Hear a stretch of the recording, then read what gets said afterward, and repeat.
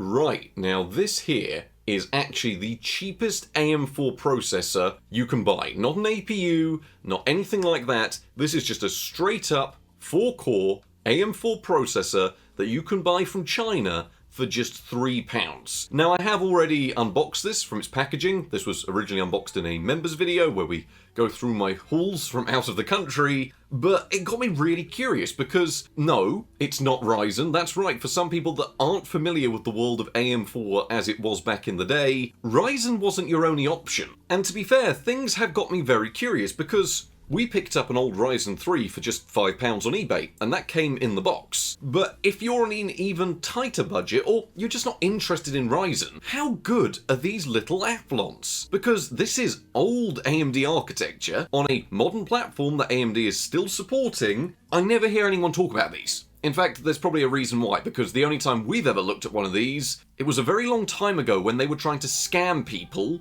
using, well, this very processor. So why don't we whack this in a PC and find out if this is a great budget solution, I don't think it will be, or if this is, well, just something you shouldn't waste your time with. I mean, also there's the general curiosity I've got of why are these selling? I mean, these are a popular seller. Now, I don't think I've updated my BIOS enough for this to not be supported, and I'm also going to do this properly because last time I took my processor out, I bent the pins. Alright, let's go ahead and get this all installed. Just to make sure we've not actually been scammed, I do want to double check these Athlons do work. I don't think I'll have to roll back my BIOS because I've not updated it fully, but that is an issue that will happen. There are a lot of people that updated their BIOS for 5000 series and modern processors, and you may lose support for these older Athlons because, well, why would you want one? But now they cost £3, maybe you do. And yep, it does appear to work, and this is not just any Athlon. This is the Athlon X4 970, the best non-Ryzen processor they released for AM4. Now I'll double check that is correct, but the 970 name would at least imply that, because, I mean, I don't really know how the marketing would go. I think it's mostly OEMs that bought these, which is why they're flooding the Chinese market. This runs at 3.1 gigahertz. This one runs at 3.8. And for those that don't know pre-Ryzen AMD, that may come across quite a good thing. It's not. But I've never tested one properly, so we'll find out. And of course, we will overclock this. We will try and get some RAM speed increases. We'll try and do everything. So if we run F1, we will just run it with the out-of-the-box default settings. So that's going to run 2000 megahertz RAM and keep it at its stock speed. So that's fine for now. We will try and tweak this later, because at the moment, I don't even know how it's going to perform out of the box. And I don't think this is going to pose any real budget sort of solutions for anyone, because by the time you spend out on DDR4, an AM4 motherboard, all of this, Ryzen is so cheap now, especially first gen Ryzen, that I don't think this is going to be a good budget option. I am fascinated by them. I am absolutely bewildered that they went this far. The way that I can reason it is that it was just to get people onto the platform. It was just to get OEMs on board. Here is a 4-core processor based on a tried and tested design that was okay, and they went from there. But anyway, we'll let this boot up. I'm hoping by running the setup I haven't ruined anything, but it's now no longer posting. We'll wait and see. Hopefully we'll now be at Windows in a minute or so. So off the bat, it's not very happy. I'm not trying to run any overclocks or anything. I just want it to post as normal, but it keeps reverting itself back to safe mode, so we may have to drop the RAM speed even more to get it to post, and then we'll look into it later. But every time we leave safe mode, it doesn't seem very happy. I have ran these before on this motherboard, but look, it will just no post signal. I wonder if it's maybe the modern graphics card it's not happy with. Okay, posted in safe mode. Drop it back to DDR4 1600 megahertz. Because I do think it is RAM speed related. I want to say this is going to work now. Okay, yes, it does in fact work. So we'll let that boot up, we'll install some graphics drivers, and then we'll see just how it is to use around the desktop. For such a modern platform, it is feeling a tad sluggish. How is it getting on out of the box for the cheapest AM4 processor you can buy? Okay, handling the Windows 11 desktop is a little bit of a struggle. It's running at around 80% usage according to our overlay, or around 100% utilization according to the reality of the graph. This is a very odd experience. Everything about this system is so modern, and then we have that processor. but this is feeling slow. Our processor speed is not dropping. All it's doing is handling a download, but it is what it is. Okay, it's a combination of Firefox and the Epic Games launcher is eating virtually all of our performance. So yep, there is no lying at all here. It is pretty much locked at a constant 3.9 gigahertz at the moment to try and handle just a modern desktop. And we have the Athlon X4 Bristol Ridge. It's on AM4. This is the 970 variant, which just means higher clock speeds. It certainly has some specifications, including a complete lack of L3 cache in standard AMD Athlon guys. I clicked the installer for the drivers, and now Firefox doesn't like existing. Oh no, it's back. It's back. It just took a few minutes. It was thinking about doing this, which is probably gonna take a minute. And then hopefully at the end of this, we'll have graphics drivers and we can start properly trying to test this and get a baseline score. I really want to get a baseline figure for how this performs to then see if we can maybe improve things, because I don't think the 1600 megahertz RAM speed is going to be helping, but that at the moment is all it wants to post at. So, well, we now have a big installer. That's something. It did manage to do it eventually. It still takes quite a while to boot. But I think that was it. But it goes without saying that when we were using even the Ryzen 3, it was a lot quicker than this. This is the slowest my computer has ever actually felt. I don't know why it's struggling so much. Is this just the modern world without L3 cache? Is this just how it is? Is it really that slow? We're still going. It's not struggling as hard, although that could just be because it's frozen. It's not very over. I was expecting better than this. Okay, this video has taken a bit of an interesting turn. I genuinely thought it can't be that bad. We've seen one before. It wasn't great, but that was a while ago. This is really bad so far. Come on. It's almost like what it was doing with the drivers, where it just gets stuck. Right, I'm going to give it another 10 minutes maximum, and then we're going to have to restart and try tweaking it around, seeing if something's wrong. But this is the stock setup with the RAM speed at its compatible levels. We'll see what it does do, but I'm only going to give it 10 more minutes before we give up and try and configure it around. Well, I don't know what happened there, but I did have to end up restarting the computer. Still took around 10 minutes to get started again, but there we go. The Athlon X4 970 at 3.8 gigahertz, and I just want to get a physics score. That's the only thing I want to do. So we have a baseline figure to work from if we're actually able to improve this. I'm just hoping it doesn't take another 10 minutes to get into the benchmark. It's actually doing better than I expected. Okay, 1,757, which isn't awful for what this thing actually is. There is no temperature reporting going on whatsoever. We can see if it'll run a game out of the box. I mean, given it is somewhat modern, it's running on AM4, I'm going to launch up Cyberpunk, and we will see if out of the box it can do anything with it. And then I think we're going to have to see if we can tweak this around to see if maybe it gets any better after you start trying to make it better. But I hold out very little in the way of hope. 10 minutes trying to load this, and yeah, it's flatlined. You know what? Send report. They can try and figure out why it no longer works on AM4. Just ignoring the fact this is a terrible, terrible Athlon. This is something from the era, and then maybe after a bit of tweaking and some performance enhancements, it may actually be quick enough to launch a modern game. I will just load an offline match because it's the quickest way in game, and to be fair, that's just more load for the processor to deal with. This is the easy way out for it. This is quite a period accurate title. Getting 30-ish FPS in CSGO, sometimes hovering in around 60. It might stabilize, but this is really bad performance. Is it just a platform mismatch? Is this just how AM4 Athlons are doing, where just nothing was targeting and supporting them? I mean, it is now smoothing out to around 50 FPS, which is okay, especially given this is an offline match, which is going to be putting more load on the processor, but still,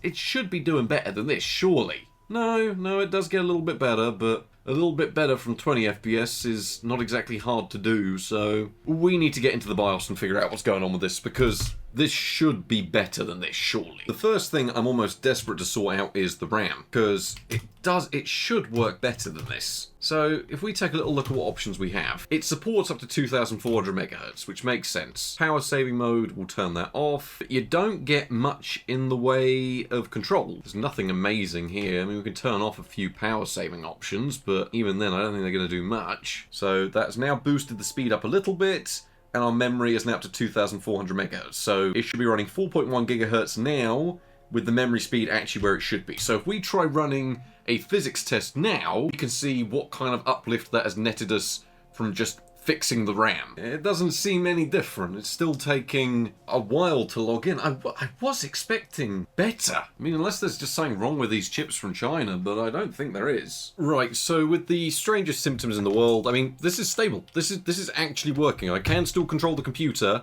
but applications will not function properly. At least the moment you want them to use the processor for anything. So I've got to turn this off, and I've got to go back to the BIOS, and now I've got to figure out how on earth you tune these weird athlons. Because I don't actually think, after looking at it a little bit, they even have an unlocked multiplier. So I'm going to see if I can do the best I can, try and get the RAM as speedy as possible. I mean, we have technically got it stable at 2.4 gigahertz, but it ain't actually stable. I'm going to get back to this, and I'm going to try and figure out how on earth you make these, at the moment, downright terrible athlons maybe a little bit less hateful.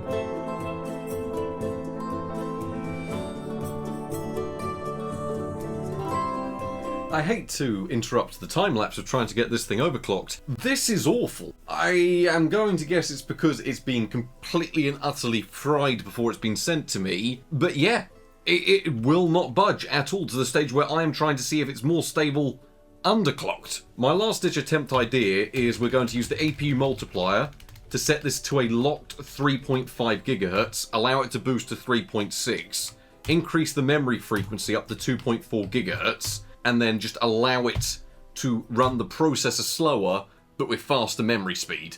Because I'm guessing this thing's from probably some sort of OEM system that has just been left to overheat constantly, year after year after year after year, and is now just e-waste being sold out of China. And I mean, to be fair, they are very aware of that. For updating your BIOS, it'll do that. Because, I mean, for £3, it functions. I'm now just hoping that underclocking things will actually increase stability. It's not running hot. Like, it has a huge AMD Wraith cooler on it. And I've tried everything. I've tried lower voltages, I've tried higher voltages, I've tried higher clocks, I've tried lower clocks, I've tried faster RAM speed, slower RAM speed. I've tried everything. And it's just not happy to any degree. I think even then, look, we are just running completely normal and it is just frozen out of the box. It's not crashed, because I can still bring up Task Manager and do things that way, but Task Manager's not responding. I think this may actually just be a completely broken processor. Okay, it's now getting a better score here. I've been doing this for over an hour.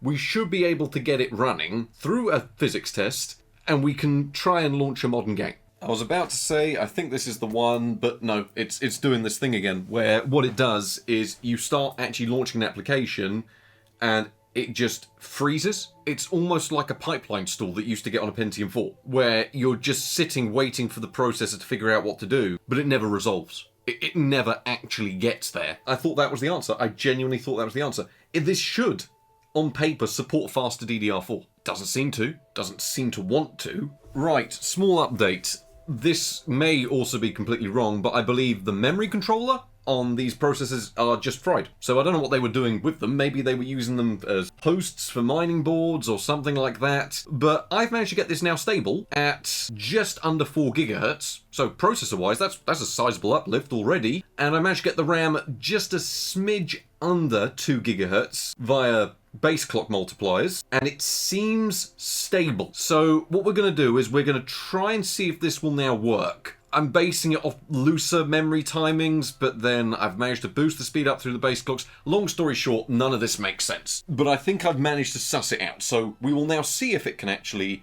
survive. None of this reports properly. Apparently we're running it at 5.1 gigahertz. We're not, it's just shy of 4. And our memory speed is apparently at 2,536 megahertz. It's not, it's just beneath 2 GHz. What you need to know is, though, it is actually a bit more responsive and it's not dying constantly right now. Yeah, maybe they should just go back to scamming people with these, because even selling them as the legit thing, I feel scammed. I mean, it only cost me £3, but okay, it's looking slightly better. I mean, it's not looking amazing compared to before. Right, finally, what kind of score do we get? It was around 1800 last time. If it's at least better than 1800, we're calling that done. We're calling that tweaked, we're calling that set up, because so far it's been downright abysmal. Okay, that's the exact same score. It didn't change. You know what? It didn't change, but it feels better to use. It feels snappier, it feels smoother. Run CPU profile. I'm gonna get round to benchmarking, because this is gonna take like an hour and a half to complete on here.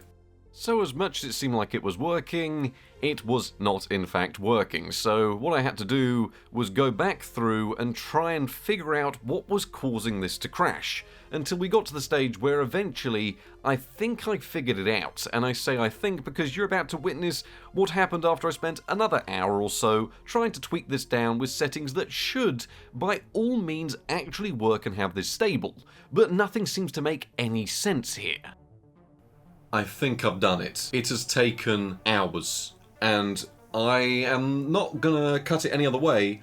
I genuinely believe this may be the worst processor I've ever used, or at least the worst experience I've ever had. Because I started filming this video about 9 o'clock this morning, maybe 10 o'clock by the time we actually got around to testing it. It is now 4 in the afternoon. I have had to painstakingly recreate every single BIOS entry for Bristol Ridge support on a B350 motherboard. Now, the revision we're on has full support for these processors, but what they don't tell you is you can't downgrade further than this, and also support doesn't actually mean anything more than it will boot. It doesn't even guarantee stability with the original settings, which is why it was running so slow and why it was liable to just crash when opening applications. So by going through and recreating setting for setting exactly what this processor is expecting on this motherboard, we have got it running at a 3.9 GHz boost speed. We have got it running with faster memory. I got it at 2133 MHz. Any more than that was not a good idea, but it is finally, at last, running through CPU profile, which is, if anything, more intensive than Time Spy, and if it survives this, I'm saying it is set up. But there is no way of getting around this. Yes, it was £3, but I would rather be using a Pentium 4.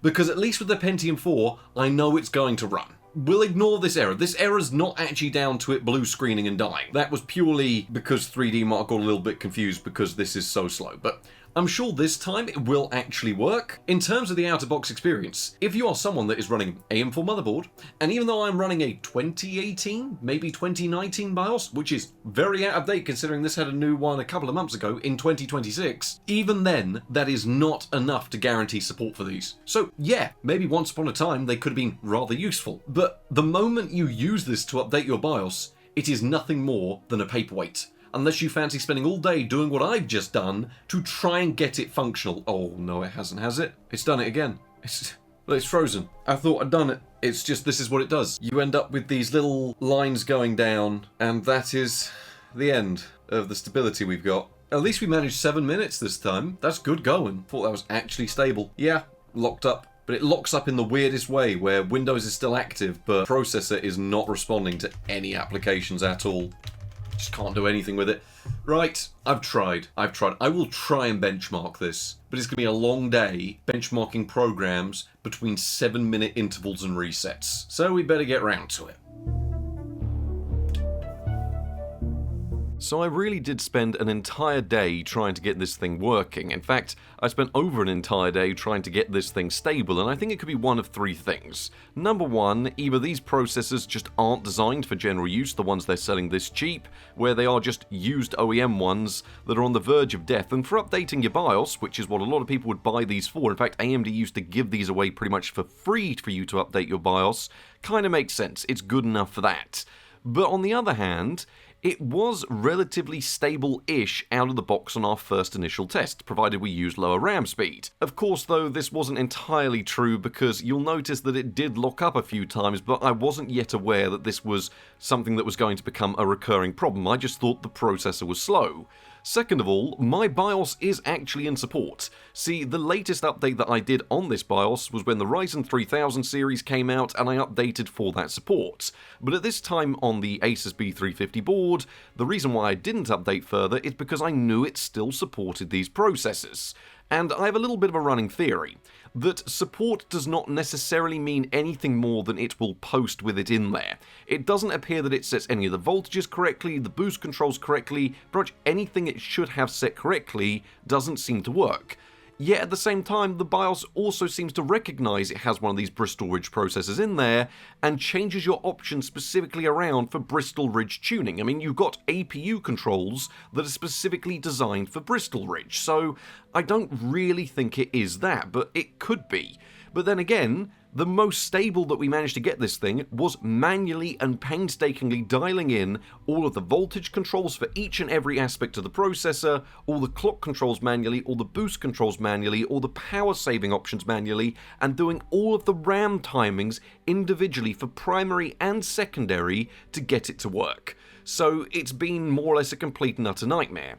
There is also the third idea, which is these are genuinely just bad. I mean, at the same time, I do have a rough point of reference to compare back to, because we did cover this on the channel. Admittedly, they were selling these as scam processors back in the day to try and convince people they'd bought a Ryzen 7 1700 Pro or something. You weren't, you were just getting one of these with the top sanded down. But inadvertently has actually given me a proper contemporary look back at this system before there was anything more available than Ryzen 1000 and these on the platform. So it sort of helped me that we got scammed on one of these years ago and we have something we can compare performance to.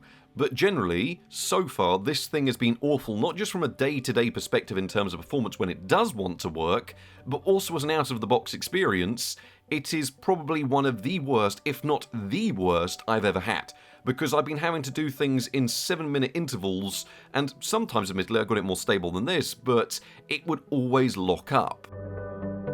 Now, I went into this actually somewhat optimistic because I genuinely was curious how these processors are holding up, and we've been looking at FM2 a bit recently and it's been doing slightly better than I thought it would be. So I thought, you know what, take a similar architecture to that, place it on a modern platform, how's it actually going to perform? And given this is apparently the best Athlon they sold, the OEM exclusive X4 970, well, the specs aren't exactly all that, but they're okay. It's based on Excavator being the Bristol Ridge 28nm version with 4 cores at 3.8 GHz. They will boost up to 3.9, and you can sometimes do a little bit of overclocking if you've probably got, well, an original contemporary Ryzen setup or AM4 setup, which most people no longer have. You get 2 MB of L2 cache and no L3 cache, which, as you can probably already tell, is one of the reasons why this feels downright sluggish to do anything with.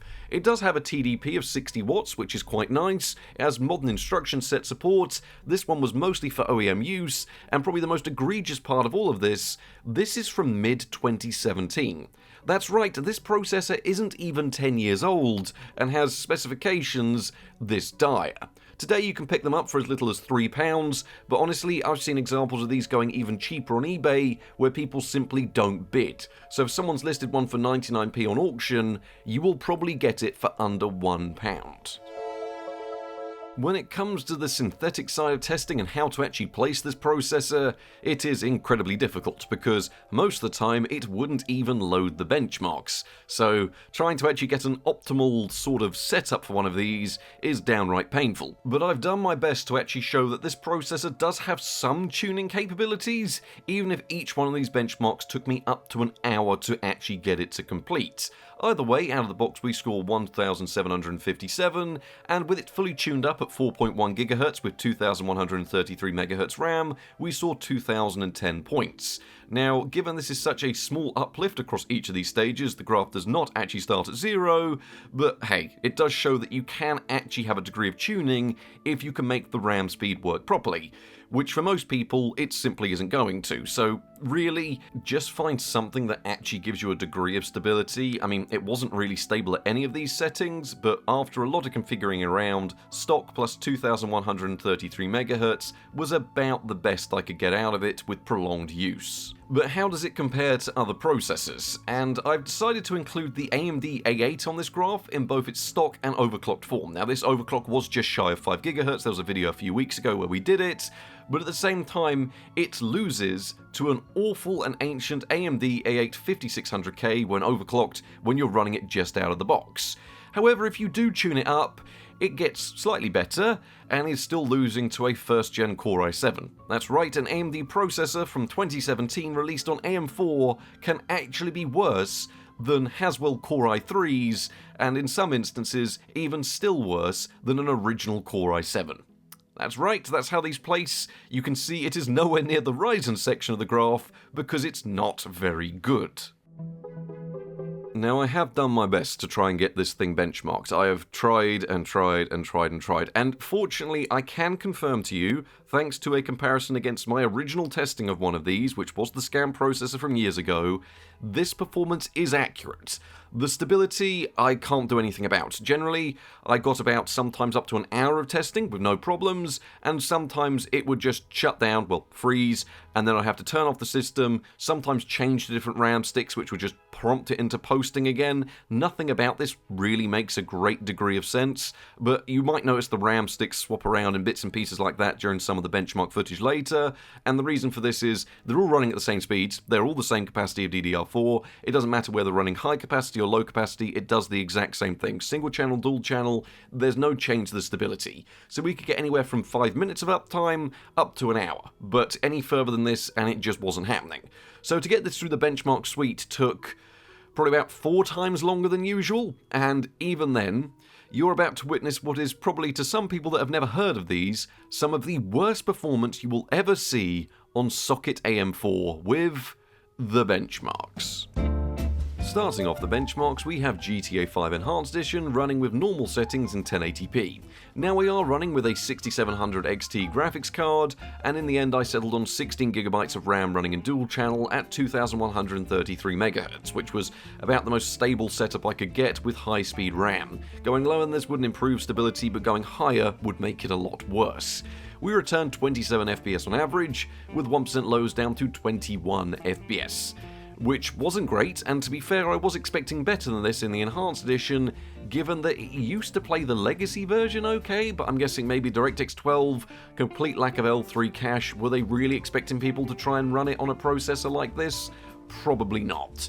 Moving over to the online version of GTA 5 Enhanced, and we saw that our average went down to 24 FPS, with 1% lows now dropping down to 20 FPS, so a very similar experience, but one that did have a tad more hitching and stuttering. So, if you're looking at playing the latest release of GTA 5, it's not doing all too well on these little afflons. There's a good reason for including GTA 5 Legacy in the testing today. I mean, we do all the time, but there is a good reason for it specifically today. I have data of how this game should run on a processor like this. And to be fair, this is more or less in line with what I'd expect with GTA 5 Legacy from one of these processors, so there isn't something drastically wrong with the performance we're seeing here, because in older titles, it pretty much lines up frame for frame with how we saw it run years ago. I mean, it felt a little bit more unstable today, but we were also running a more modern graphics card, so there is some extra driver overhead which could be contributing to this, but at the same time, it's within margin, so it did run pretty much how it used to, with around 34 FPS on average, with 1% lows down to 24 FPS with normal settings, which is in and around playability. I mean, really, you should cap it to 30 FPS to stabilize the frame rate, but that lack of L2 cache, well, the fact you've only got 2 MB of L2 and no L3 at all, really does hamper performance, even in games that you could say are of its era. I mean, this game came out 2 years before the processor did, but you get the idea. Moving on to the modern world of GTA Online Legacy, which is a lot more intensive than it used to be, especially compared to back in 2017, and we saw that we now got 26 FPS on average, with 1% lows down to 21, which is sort of in and around where you'd expect a processor like this to be, given how bloated and unoptimized this version of GTA Online has become. In some slightly more optimistic news, I thought, is there a chance it can handle Counter-Strike 2? That's one of the games it used to deal with pretty good back in the day was CSGO, at least going back to my previous testing, where in CSGO we saw sort of in around 80 to 90 FPS, And moving on to Counter-Strike 2 makes sense, it's a heavier game, but we still got just north of 60 FPS throughout the built-in benchmark while using low settings, which, to be fair, does actually gain us back a little bit of performance over the competitive settings we usually use. 64 FPS on average, 1% lows down to 49 FPS, and generally for simpler instances and simpler maps, you could get away with still playing it on one of these little athlons. However, if you were looking at one of the more intensive game modes like Deathmatch, pretty much anything that's not competitive, or Wingman, which has less people on screen, you're looking at now a 30 FPS experience with 1% lows down to 21 FPS. I wasn't able to really do much fighting in this, I was mostly just being shot over and over again, so it's sort of just a compilation of me dying over and over again. But hey, Counter-Strike 2 did at least achieve 30 FPS in places and 60 FPS in others, which I'm going to consider this a win for £3, even though it's not actually that good. One of the most optimised titles of recent years with Arc Raiders, which we ran with low settings in 1080p. And it was controllable with 28 FPS on average and 1% lows down to 22 FPS, but it wasn't exactly playable. I mean, we've seen this playable on some really dirgy and grungy hardware, but unfortunately, even on a 2017 Athlon chip running with speedier RAM, well, it's not exactly doing too great. On a side note, this took about an hour and a half to get launched properly because it would regularly hitch up when trying to do shader compilation. I mean, it makes sense, the shader compilation usually puts the processor under heavy load, but given we have no idea how long it's actually going to be able to manage uptime in general, it took multiple attempts to actually get in-game. So the actual time it took from starting this to getting in-game after shader compilation was somewhere around an hour and 20 to an hour and a half. And what do you get for all your patience? Well, 28 FPS and 1% lows down to 22. It was controllable, it looked hideous, lots of things struggled to load in, but it did at least manage to make it in-game. This is really terrible performance, to be honest. Next up we have BeamNG, once again a good point of comparison for me, albeit the version we tested the last time we looked at one of these, which must be nearing in on how many years ago now? Probably about 9 years ago that happened, but at the same time it does still run about the same as it should do. We were able to manage the lowest settings plus traffic in the jungle map in a 1080p resolution. Not that the resolution matters too much here, because this Radeon 6700 XT is pretty much doing absolutely nothing here. We did return an average of 44 FPS, with 1% lows down to 33 FPS, which is actually a surprisingly solid score for BeamNG, likely because it's one of those games that actually recognised these athlons did exist as processors, and people did use them to play BeamNG, so maybe there's a degree of optimizations for awful turds of silicon that don't even have L3 cache. At the same time, I can't really argue with the results. This is an intensive map, this is an intensive scenario, and it is handling the simulation of traffic decently well, so I can't really argue with it too much. Now, some people might get grumpy with Cyberpunk being a benchmark here, saying, "Oh, but you've just seen that it struggled in GTA 5 Enhanced, it's not going to manage Cyberpunk, why are you testing that?" Well, one, I want to, and two, you can look at this in a couple of ways. A Sandy Bridge Core i5-2400 that you can pick up now for 20 to 50 pence can run this at 30 FPS. So how does a modern Athlon handle it? And once again, that architecture is just completely crippled down to the stage where it manages 23 FPS on average, with 1% lows down to 17 FPS. And honestly, it's something that's probably well worth documenting, because someone is probably going to look this up, and someone might go, you know what, maybe I'm not going to buy Cyberpunk until I actually get a new processor. I don't know who that person is that's still using one of these in 2026, but you never know, these people use a lot of weird hardware. So Cyberpunk was, you know, it was controllable. It wasn't great. I mean, you could get away with it because the frame times were close enough together that you could actually control what you were doing, but it did feel like a slideshow. Now, PUBG is actually one of the games that is one of the reasons my mate moved away from FM2. To be fair, people may wonder why I'm talking about FM2, but that's very literally what these were. These were socket FM2 processors that were then moved onto AM4 to try and convince OEMs to buy them, so it is a relevant comparison. And you know what he moved to for extra performance? Ivy Bridge. That's right, he moved to 1155 to get away from this, and it was a much better experience for him after he did that. But the fact that these processors exist on AM4 means that you'd at least think there'd be some degree of improvement that offers you playability, but no, not really. With very low settings with DirectX 11.1, we returned 37 FPS, which sounds playable, But this is PUBG. It is notorious for awful frame times on certain bits of hardware, and these Athlons with no L3 cache, and in the case of this, 2 megabytes of L2 cache, really suffer with the 1% lows, down to 21 FPS. Somehow I was actually able to play a decent chunk of the game like this, but it also took a long time to get to this point, about 30 minutes of trying to get into a match over and over and over again before I could actually benchmark it, so I just wanted to try and take this to my full advantage, which is probably why I played so much of it. A new one to the benchmark suite today with Paralives. This is a new indie competitor to The Sims, and honestly, I've been quite enjoying it, so I thought, you know what, why don't we incorporate it into the benchmark suite, because I could honestly see this becoming a very popular title that people are going to stick around for years and play.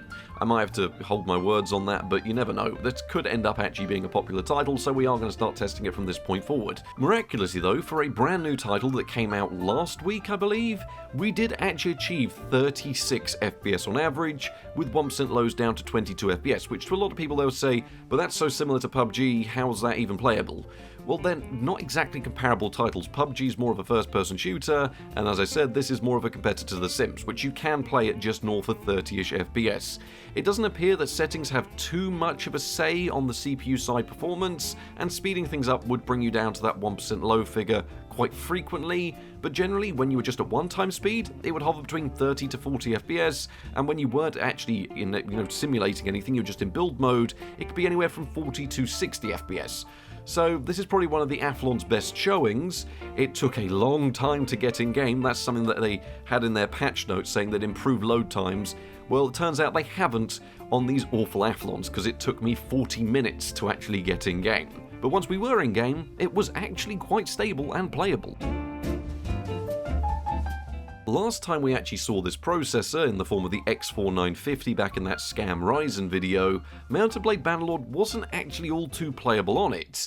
But it must be said that as they've gone on and developed this game and it's no longer in early access like it was back then, they have the optimization here has been incredible and we've known it for a while.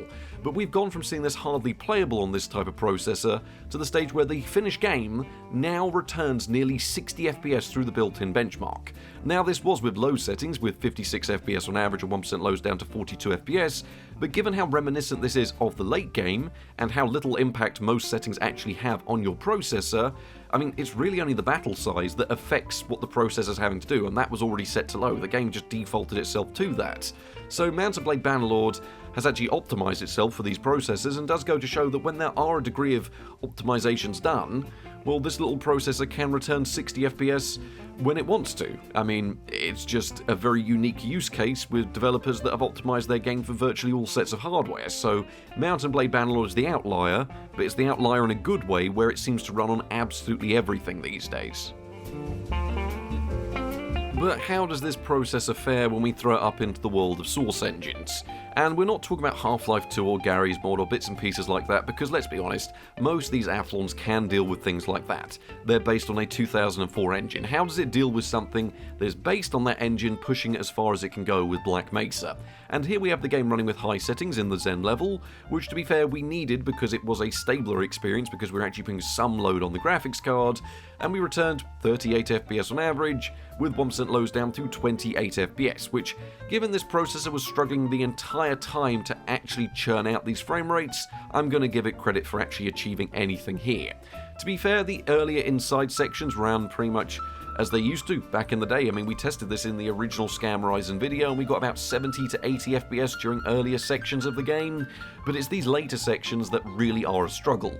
And to be fair, it is struggling here, because as much as I want to say, wow, above 30 FPS, I then remind myself that a Sandy Bridge Core i5 that is cheaper than this, easier to get into than this, and doesn't cost you the entire price of DDR4, can actually run this at nearly 60 FPS with no problems. So, once again, it's a good result, but it's not actually a good thing. Now it's time for everyone's favourite part of the benchmarks with City Skylines, which we ran with low and medium settings, plus the UI fix mod, which is just an FPS boost which fixes a bug with the UI. Otherwise this would hardly launch actually, because I did try and launch it without that fix, and it will just lock up the processor completely because it's asking it to refresh the UI about 10,000 times a second, so you can't even launch it without the FPS boost mod. But still, afterwards we did return 26 FPS on average and 1% lows down to 20 FPS, which, is playable in this game. It's a city builder, and this is getting to be a relatively large city, so I will give it a degree of credit here. You can get away with playing it, albeit it's not exactly the best experience in the world, and without mods it will just straight up crash. In terms of the city's growth, I added some new living areas, I tried to fix the policing problem, I tried to fix the cemetery problem, I tried to fix a few of the road problems. The fact the more we build the city, the more it just becomes one giant problem, but as the city grows through the benchmarks, this section has almost become a small let's play of how the city is growing with each benchmark we do. So City Skylines works good, and we were able to expand our benchmarking town without problems. Just, you have to use a mod to launch it, and you're going to see around 20 FPS once you do. When I launched Fallout 4 Anniversary, which is the latest anniversary release, I thought, wow, they've actually gone and done it. With the anniversary release, these Athlons are now getting 40-ish FPS on what is actually an intensive area of the game. Unfortunately though, I then started moving, and we saw that our average of 42 FPS was correct, but our 1% lows down to 23 FPS rendered this to be an interesting experience. I mean, to be fair, you could get away with capping it at 30 FPS and making it feel a bit smoother, given it would be close to those 1% lows. But yeah, this is not a particularly great showing. This is pretty much how it used to run back in the day on these types of Athlons, where you'd see a pretty solid average, but your 1% lows would suffer, especially in these types of areas. In simpler areas it would handle it fine, but of course we actually want to take a look at it as its worst case scenario, and this is about what you're going to see in Fallout 4, even being the anniversary version. But finally, can it run Crysis Remastered? Well, I might have been a little bit hard on the processor here, but I thought, you know what, after how long these benchmarks have taken me, we're just going to test high settings. That's just what we're going to do. If it can run Crysis Remastered with high settings, I will give it a degree of commendation. And it did manage just north of 30 FPS on average with 36 FPS, and 1% lows that were about the same as usual, around 22, which seems to be what this processor wants to do. You end up with an okay-ish average, but then you end up with nearly awful 1% lows. And that seems to sum it up, this processor. I mean, the Crysis performance really is just telling you everything. It should be able to do better, and its average and its performance would indicate it's doing okay, but the moment you actually try and place something on it, you realise it completely falls apart, because it's just such a neutered and cut down processor that even being the 970, the best one, the one with the clock speed, it doesn't do anything when you've simply got no memory on board to actually assist performance. Your IPC is downright terrible, most games don't like the core setup on these processors anymore, but hey, at least it looked okay in places.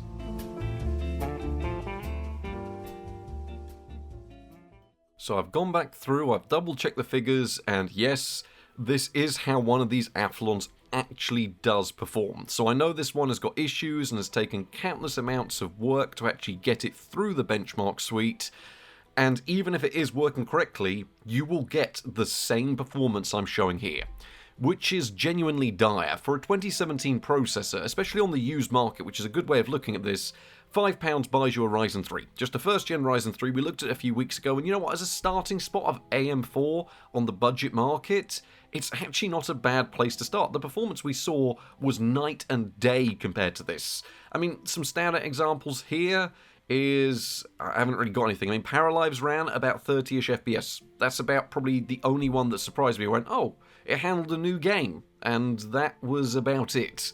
Generally, most things run poorly, will take a long time to load, which is a combination of this CPU not being quite right or this configuration not being quite right, but when you've got no L3 cache, sometimes things are just going to take a long time to load. In fact, you know what, I'm going to bring up the loading graph, and we've not done a loading graph since back in the days of the Celeron D video we did, and honestly, with the size of modern games and the low performance this has to offer, it's not exactly looking great at all.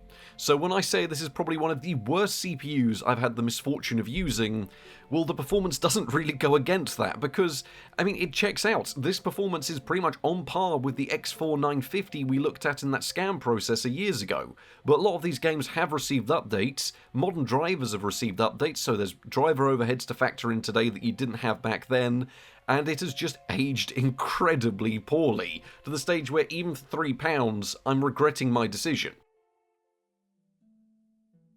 So there we have it, AMD's Athlon X4 970, one of the best Athlons they had available on AM4, and I genuinely think this is one of the worst processors I've had the misfortune of testing, because, I mean, even up against titles of its era, take GTA 5 Legacy for example, it's a processor that just about manages 30 FPS. And when you actually compare it in synthetic testing, I mean, even an overclocked FM2, not even FM2 Plus, just an FM2 A8, can actually match the performance of this, which isn't great. I mean, those A8s were not exactly great in the first place, but they had more cache than this, and they had an unlocked multiplier, and yeah, you don't have to worry about if you've updated your BIOS too much, which is something I don't think I've actually done. I mean, on the other hand, I have started looking at one of those old Dell Inspiron Ryzen PCs, because those topped out at support for these Athlons and first-gen Ryzen, making it an ideal test bench for something that hasn't been tampered with to test some of these. And I'm going to look at trying to get a hold of one to verify my results further, but to be fair, I already have results to compare to, and they line up with these almost perfectly. So, the AMD Athlon on AM4. Probably one of the worst modern processors, and I know they did some AMD A-series ones as well, and maybe the A12s. I believe the A12s came with an unlocked multiplier, so might actually have a purpose. I'm not entirely too sure, I've never dabbled in them, but I'll probably try and get a hold of one and we can take a look at that and see if maybe there was a better option than this. But there's a reason why most people that had these got one from AMD themselves to update their BIOS. Because AMD literally couldn't get rid of these. Ryzen became so cheap, so fast, and adoption was just much quicker than they were expecting that, yeah, these were here to try and get OEMs on board and get some people on the platform so they could upgrade in the future. And sure, imagine if you bought one of these and you upgraded to an X3D chip, that'd be insane. But the fact is, these are so bad that even upgrading to a 4-core first-gen Ryzen will feel like a substantial upgrade. It'll probably feel like you got twice the performance and then some as well, because you can run faster RAM, you don't have the slowdown, you actually have cache on board. So yes, this is the worst processor I have ever looked at. It has taken me hours and days to test, troubleshoot, benchmark, however you want to put it. So please don't buy one of these, and even if you do spend £3, well, I mean, let's be honest, most BIOSes you're going to be looking at and most motherboards are going to have already been updated at this point to the stage where even that purpose is more or less redundant. In fact, trying to find something that hasn't been updated is now more of an issue than what this originally was intended to do, which is update your BIOS. Anyway, thank you all very much for watching, I hope you've enjoyed, and I personally hope that I never have to look at this processor ever again.